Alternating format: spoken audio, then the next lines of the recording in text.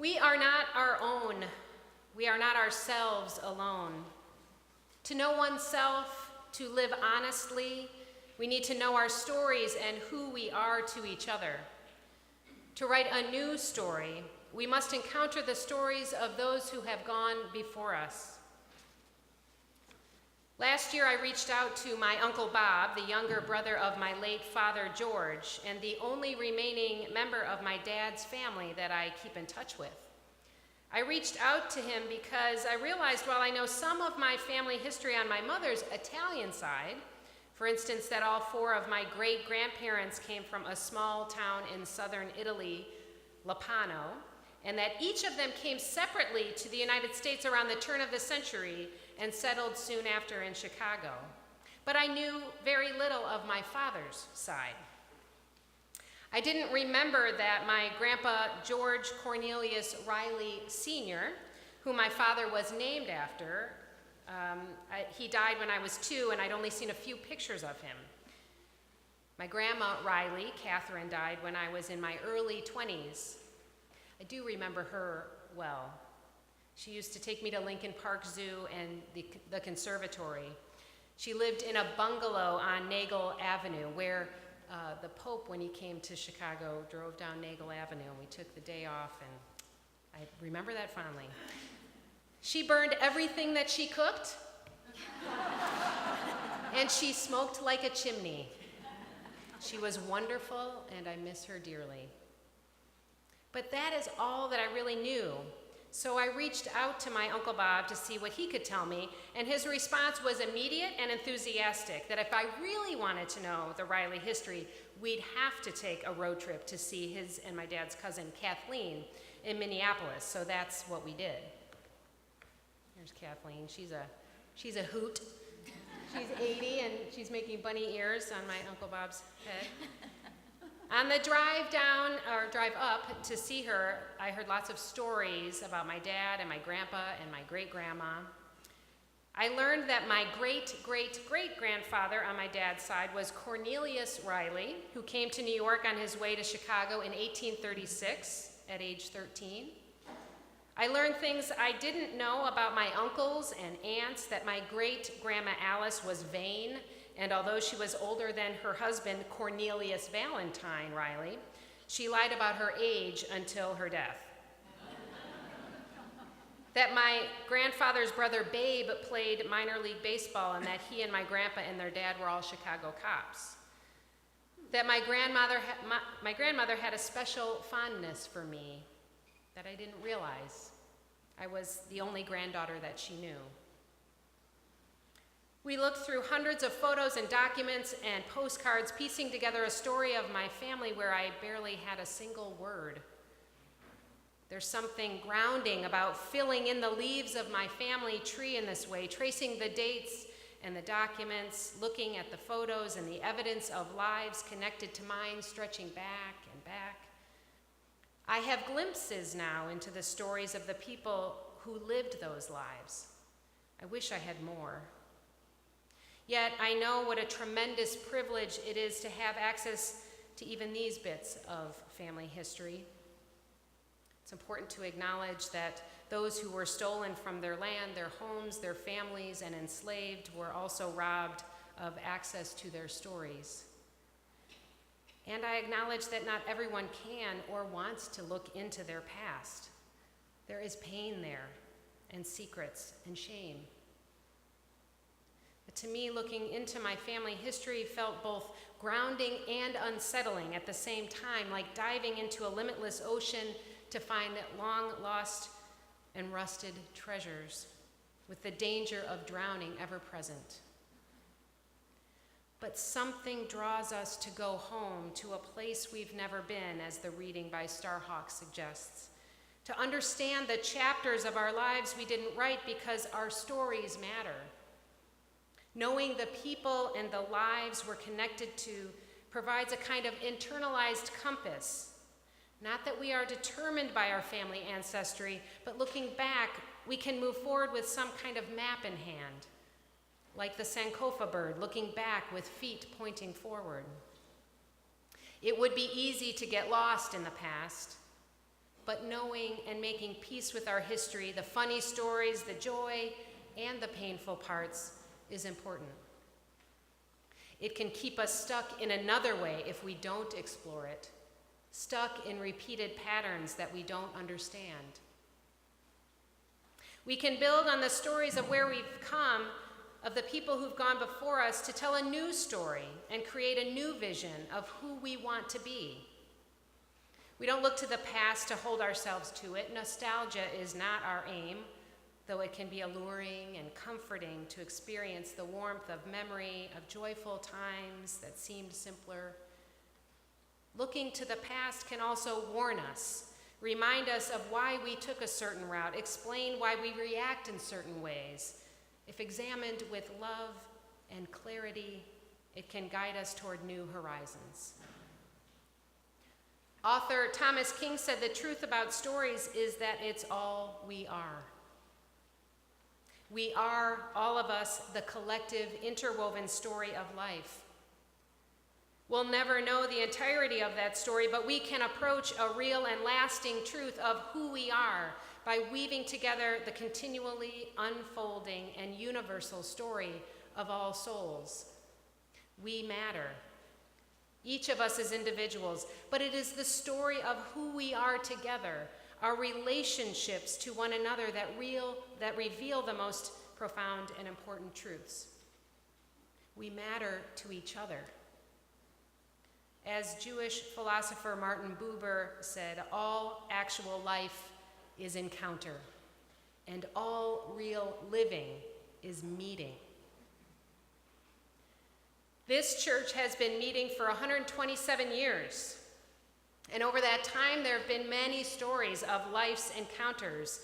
If these walls could speak, they'd tell of possibility, of human value, of the struggle to be in right relationship with each other, of striving for justice and nurturing spirits.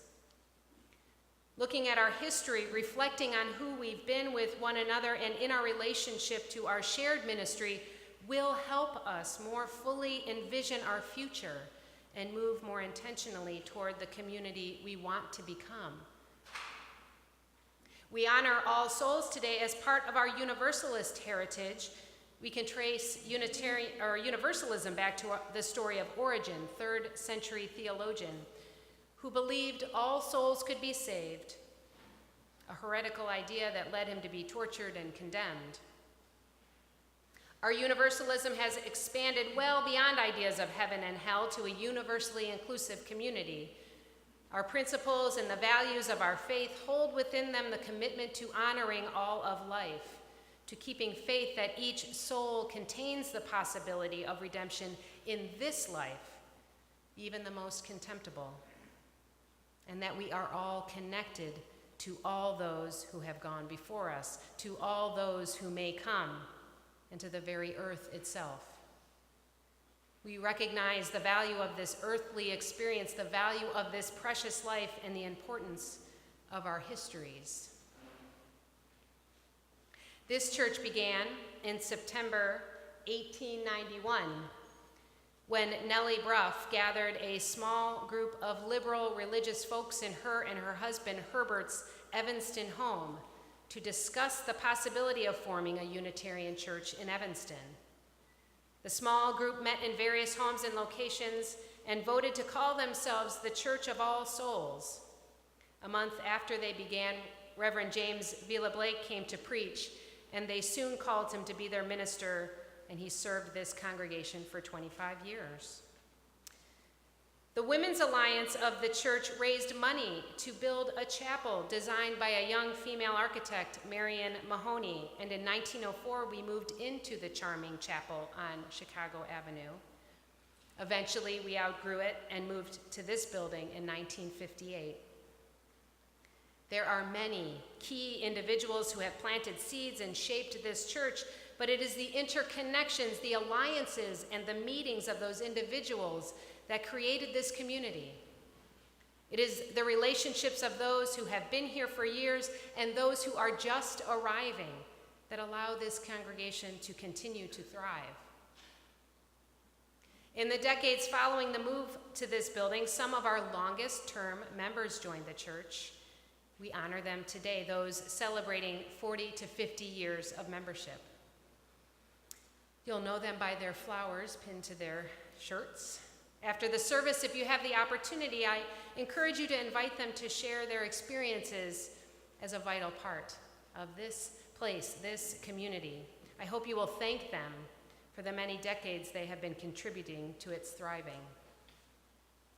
As a part of our story, these people have helped shape this community, have interwoven their lives into its fabric, and made real our Unitarian Universalist values. Art Salzman joined at the end of September 1968. He was instrumental in repairing the window walls that surround us and helped maintain the structure and beauty of our building.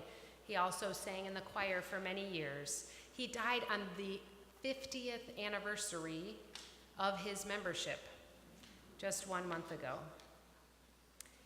Inga and Alan Kistler joined in December 1969. Alan used his skills as a mechanical engineer to assist with the building structure as well.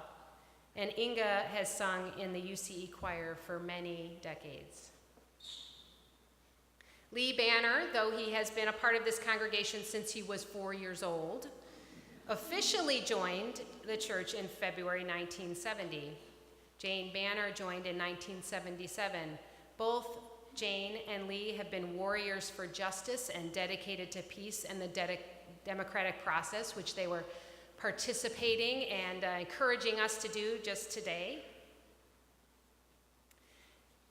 Jerry and Lorna Gaelic joined in April 1970 and have contributed their artistic vision in many ways, enlivening Night of the Arts and the Lake Geneva retreats.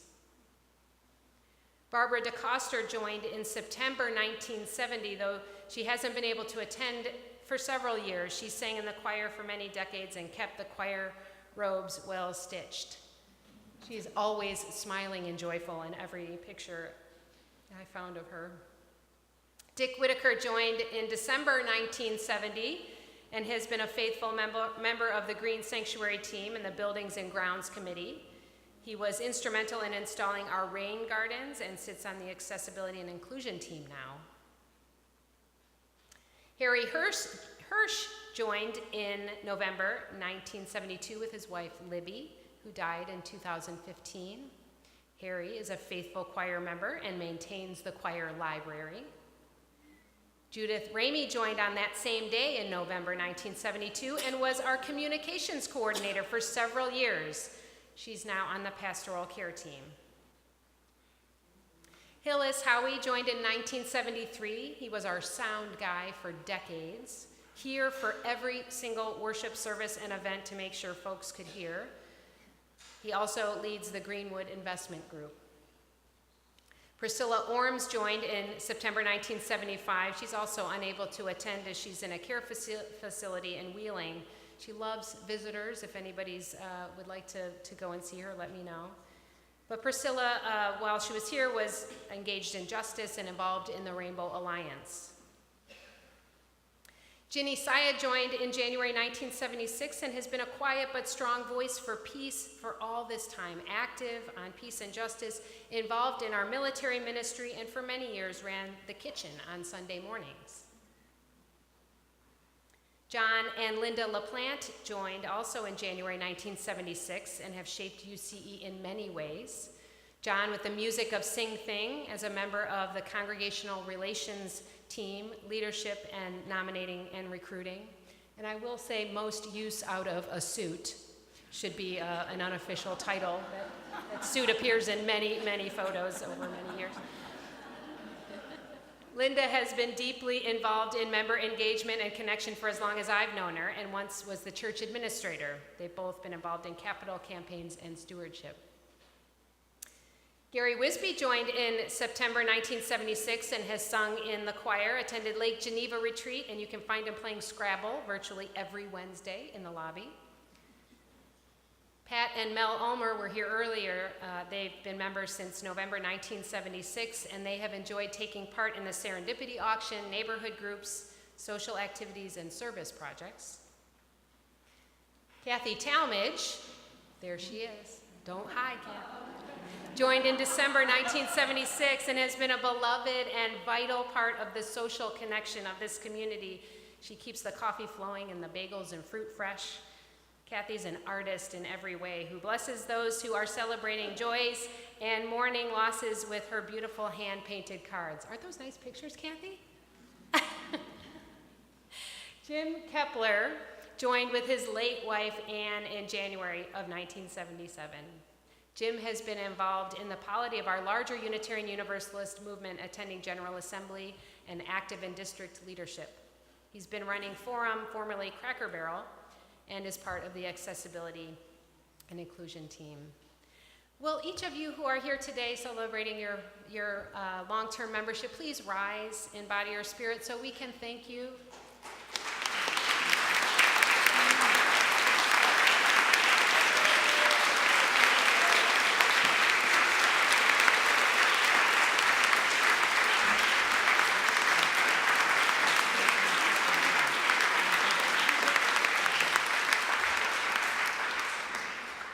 As a point of clarity, last year we honored and recognized members who have been members for 50 years or more, and also 25-year members. So we're filling in the gaps. So all of you who have celebrated, have been here much longer than that, I hope you don't feel slighted, but we honor and recognize you as well.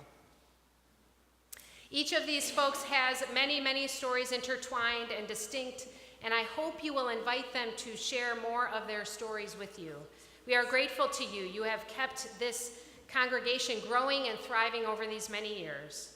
We honor your contributions, and we rededicate ourselves to the ongoing and ever-unfolding story of this congregation, to continuing to live our mission, nurturing the human spirit for a world made whole. Each of us can ask ourselves the question, how will I contribute to the ongoing story of this beloved community? Looking at our stories takes courage and vision. As we explore, we may be tempted to only look for the pleasant things, the happy events, and successful aspects of ministry. We need to be brave and curious, open to what we might discover about our past so that we can more authentically face our future. To be a house for those who would find shelter here, we need to open the cabinets and closets and take an inventory of what we have. To be a sanctuary for those weary from the weight of the world, those in need of rejuvenation and encouragement, we need to make space in the rooms of our hearts, letting go of old resentments and fears. To live the values we hold dear, that life is sacred, that we belong to each other. We must remember that we are part of the common story and that it matters how we tell it. It matters how we are with one another. It matters that we express our gratitude to those who serve and share their gifts. And it matters how we write the next chapters. May we be bold in exploring our shared stories. May we trust in the strength of beloved community. And may we continue to weave the warp and weft of our shared narratives into tighter bonds of love and justice. May it be so.